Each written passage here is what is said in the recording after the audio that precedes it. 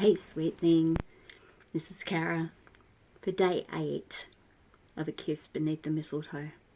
What? Day 8? What are you talking about? I thought this was just going to be a single week series. Well, it is, and it isn't.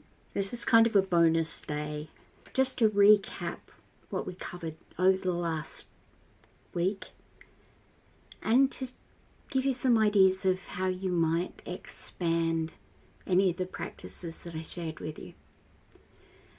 So I've got my trusty little memory book here. So on day 1 we talked about that idea of the locus of control. It's an ancient Stoic idea, and I'm a student of Stoic philosophy, very interested in their perspectives and how they are so relevant and so timely today. So if you're looking for any information about Stoicism, I'd like to point you in the direction of Ryan Holiday and the Daily Stoic. He sends a daily email with a Stoic thought, but he also has this magnificent daybook that expands it completely. And I've been reading mine for about 3 years now. So give him a look, check him out. You might find that Stoicism gives you a roadmap for life. Anyway, so we talked about this idea about simplifying the events around us into 2 categories: the things we can control and the things we can't control. Now, the thing that might strike you, as it strikes me every time, is how little is actually under our control. We can show up as our favourite self in the world every day, but there are going to be people who don't like us. We can't control that. All we can do is be true to ourselves and show up as who we are and share our light. Not everybody likes us, and that's really okay, because think about it, sweetie, you don't really like everybody either. Not everybody is for you, and it's good to know who is. So we can't control the weather. We can't control whether the bus is going to arrive on time. We can't control what other people do in traffic. The only things we really have any control over are our minds and our actions. So, doesn't that automatically simplify a great deal? Make you feel like the calm in the storm again? If you can't control something, then why not put your precious mental energy to focusing on the things that you can? On day 2, I shared a 4-7-8 breathing practice with you, and I found that I've been doing this for a couple of months now, and although a lot of pranayama is really useful as a first aid measure, like in the moment that you find yourself stressed, if you do a calming breathing practice, it can sort of bring you back to calm and stop a spiral in its tracks. But what I found doing a breathing technique over a longer period has benefits that I wasn't really expecting. And the most profound of those for me has been this underlying feeling of calm that I don't think I've had before. Yes, I still get rattled by a lot of things, but my anxiety doesn't feel like it's on a knife edge anymore. I feel like I have space to take a few deep breaths and to see what to do next, or decide how I want to proceed. So just to remind you how this technique works, it's one where the count is an intrinsic part of the breath. So start counting in your head. We'll start by sighing out the breath that's already in the body. Then we're going to breathe in for a count of 4. So this might be quite a deep breath, because we're then going to hold it for a count of 7 before letting that breath go over a count of 8. So that's double the amount of the inhale. So you see how you might need quite a deep breath to begin with, and a very slow, prolonged exhale. And the idea with this technique is that it brings you back into the present moment, as every breathing technique does.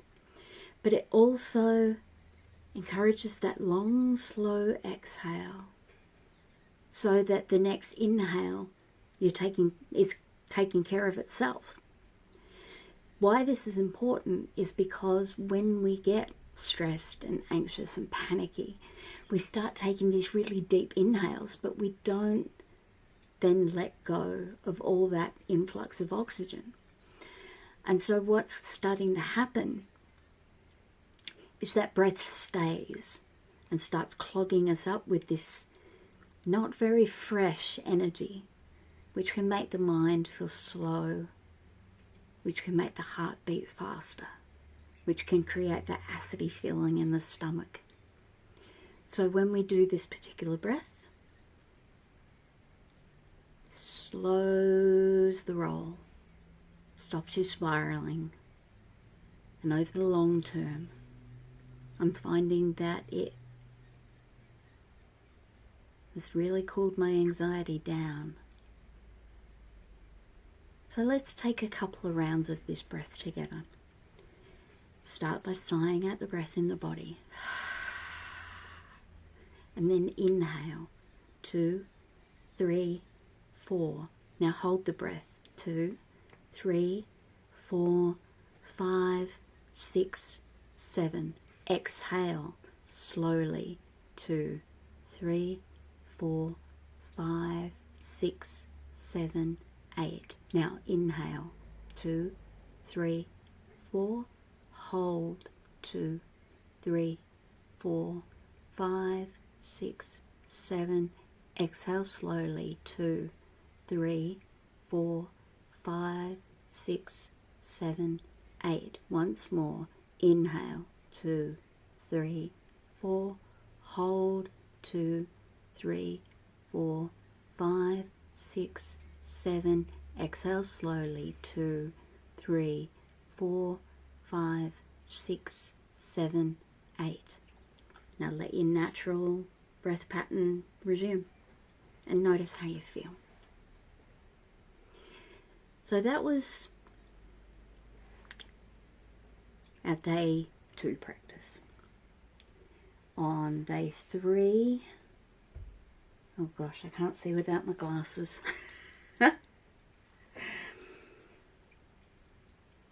The magic words.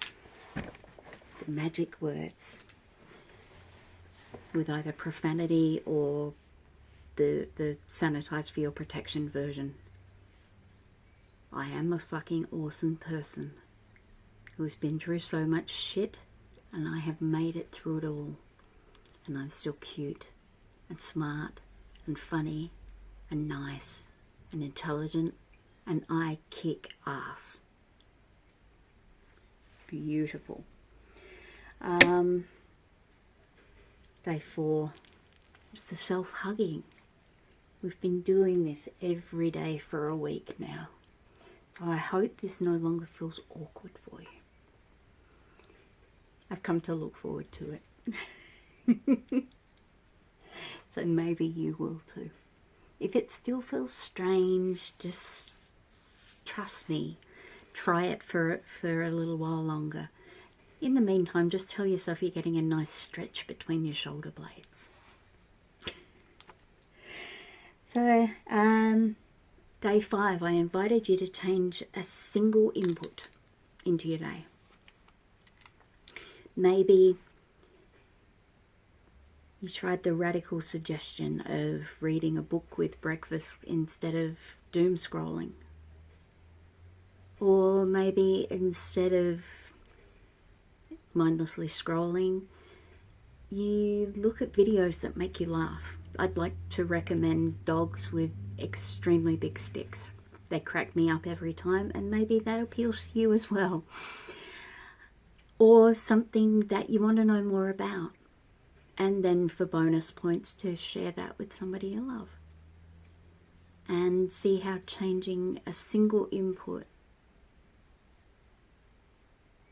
might open your heart a little, might expose you to different perspectives, and see what happens from there. On day 6, I talked to you about journaling, and I hope you're writing some things down. Remember that it doesn't have to make sense to anybody else. It doesn't have to be coherent. It doesn't even have to be legible. Just get out whatever is spiraling in here, put it down on paper. I'd suggest not doing it in the notes app on your phone, because there's something about the physical act of writing that connects to a part of your brain that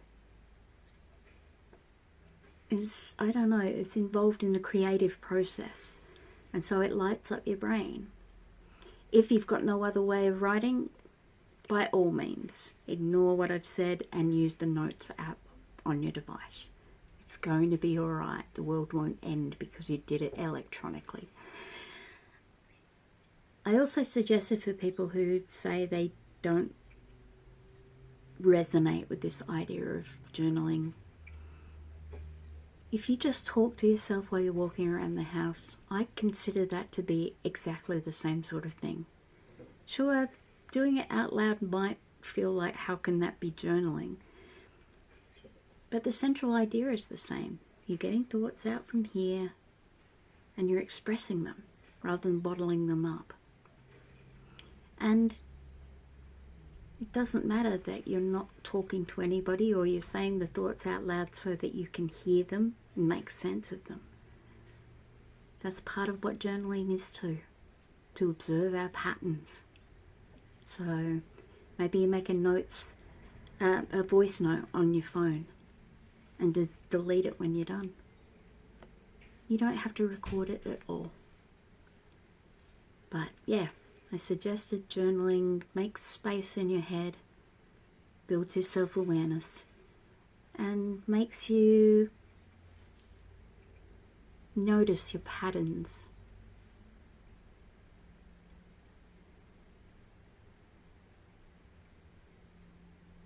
Yesterday, I invited you to look for small instances of magic amongst your everyday. It might be that cup that you have your morning tea in. It might remind you of the person who gave it to you, or it might just be the perfect way it fits in your hands. Maybe it's taking a minute to sit at the window and look outside. Or maybe it's actually getting outside, feeling the elements against your skin. Might be particular smells that feel like magic. It's going to be different for each of us, but I just invited you to notice the things that you might habitually overlook because they're just so familiar. Find magic in the ordinary, sweet thing. So there's ways that you could expand everything that we talked about.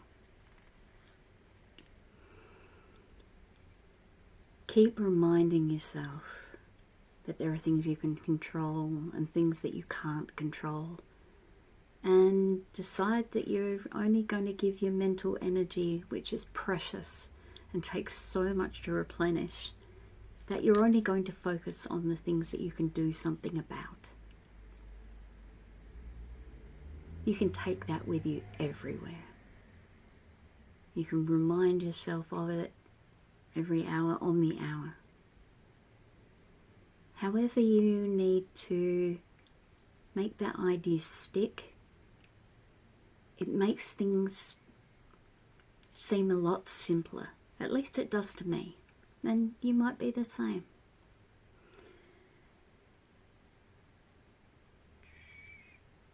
I really cannot see, and yet I keep telling myself it's going to be okay.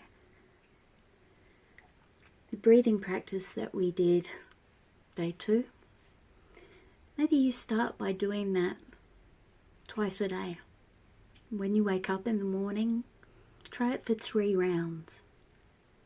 And before you go to sleep in the evening or on your lunch break, try another 3 rounds. The way that I expanded my breathing practice was to increase it by 1 sitting. I started doing it a 3rd time in the day, and from there I increased it by 1 round each week. I now do 6 rounds of the breathing 3 times a day, and I'm increasing it today, so that'll be 7 rounds. I'm hoping to get to 10 rounds 3 times a day, and that's where I'll stop, because that feels complete. Maybe I'll add in another session if I feel I need it, but that gives me an anchor to come back to 3 times a day.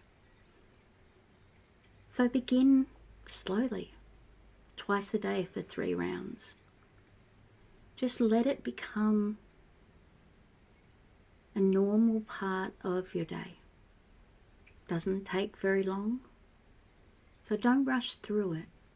I mean, you could speed the count up so it's over really, really fast, but I'd encourage you to take it slowly.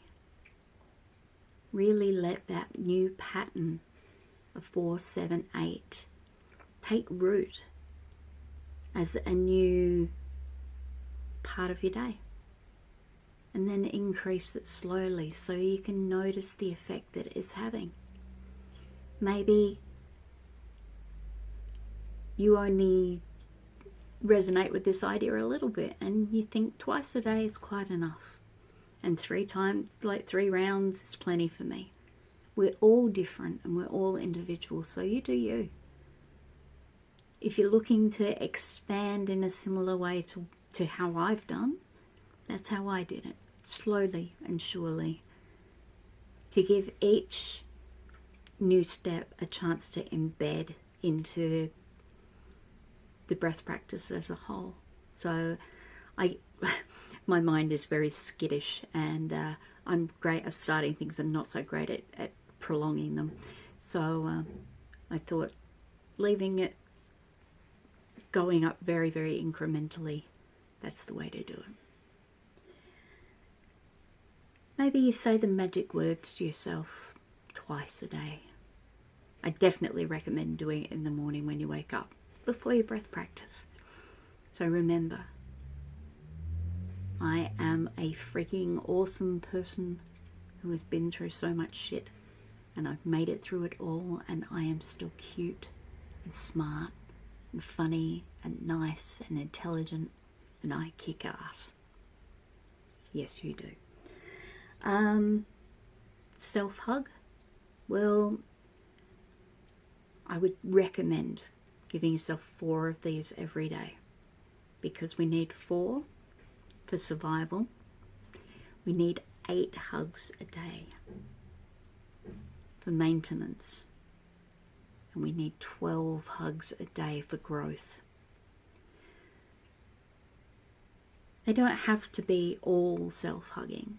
You can supplement with hugs from other people by all means, I never met a hug I didn't like. So go nuts, hug everybody. But make sure that you're getting at least 4 a day. And you can increase this however you like. I do give myself 12 hugs a day because I believe it's important and I believe it helps. So I use a habit tracker app and I cross them off individually. 4 hugs a day, 8 hugs a day, 12 hugs a day, and I cross them off as 3 different things, because even 4 hugs a day is a really, really great thing. So I don't make 12 every day, but I aim for 12 every day. And getting 8 or 4, even if I don't get the full 12, it's still coming back to myself a couple of times a day. And that matters. Alright, changing a single input into your day. You can change that up as much as you like. Maybe you'll find that you're spending less time online and more time doing other things. Let this blow up however it likes. The same with journaling. I'd recommend 10 minutes a day, just as a brain dump as much as anything else. But let it go where it will. Don't try and prescribe too much. Sure, there are loads of different formal journaling techniques. You can look into them if you're interested. But the idea is just to keep the conduit with yourself open, so you know what you're thinking and how you're feeling. It's checking in with yourself every day, because maybe nobody else will ask you in a day how you are. So it's good to be able to have somebody to tell. And there's no limit to how many instances of magic you can find. Let it expand your vision. Let it completely change your life. Keep it simple, sweetie, and thank you so much for being with me for this Kiss Beneath the Mistletoe Advent Calendar. This is it. So if you want to hear more, please let me know. And until we're together again, mind how you go. And Merry Christmas.